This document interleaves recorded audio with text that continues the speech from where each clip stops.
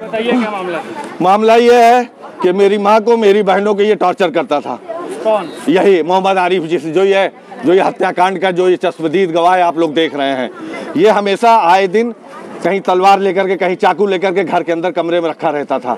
हमारी माँ ने कई बार कहा कि हमको पुलिस में FIR करने दो, एक एप्लीकेशन देने दो। ये इशरत भाई हैं, इनसे भी कई बार मेरी माँ ने कहा, लेकिन इशरत भाई ने कहा कि आप करिए, हम हैं आपके साथ में। लेकिन मेरी माँ वही माँ के लड़के के प्यार में 200-500 दे दे ठंडा हो जाए।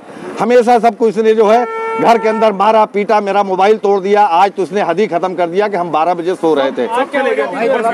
कोई वजह नहीं थी। 2 दिन पहले इसने छेड़खानी किया माँ से। हम तो रहते नहीं, हम तो बाहर चले जाते हैं।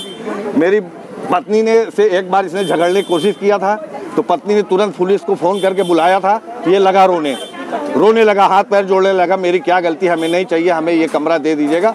हमने कहा ऊपर वाला बन गया, अगर तुम्हारे पास पैसा हो तुम बनवा लो, तुम ले लो, नहीं जाओ हमारे पास पैसा होगा हम बनवाएंगे, तुमको अपना कमरा दे देंगे, बात आएगी ख़त्म। चलता रहा। अब ये अंदर ही अंदर क्या प्लान करता था, इसकी बीवी नौशी ने खुद मेरी सास से बताया कि खाने में लैट्रिन का पानी मिला दे, अपनी बेटी का पेशाब मिला दे गेहूँ में, क्योंकि किचन खुला रहता था और किचन के अंदर ये जो है डाल देता। हम लोग इधर बेफिक्र रहते थे। ऐसा ये क्यों करते थे? दिमाग खराब था?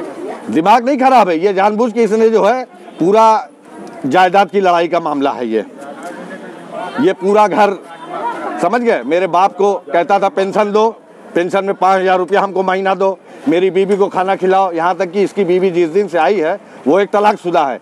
उसके बारे में मेरी माँ ने पता कर लिया था, लेकिन इस लड़के ने किसी को सुनने नहीं दिया। हम लोग को भी ले गया डरा धमका करके।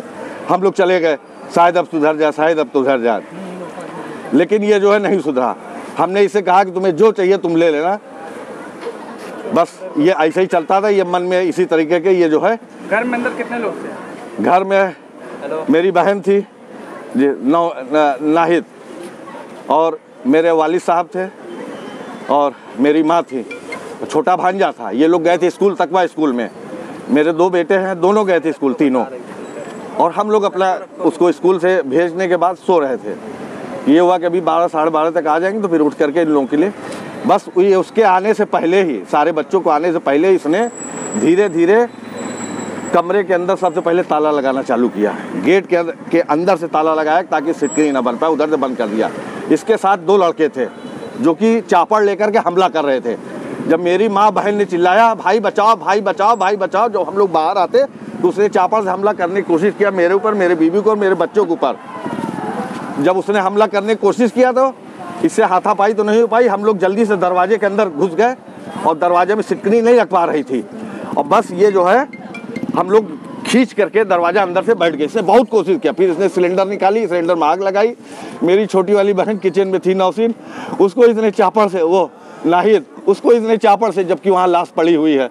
हम लोग कुछ नहीं कर पाए अपनी जान बचाने के लिए, हम लोग कुछ नहीं कर पाए, सब देख रहे थे।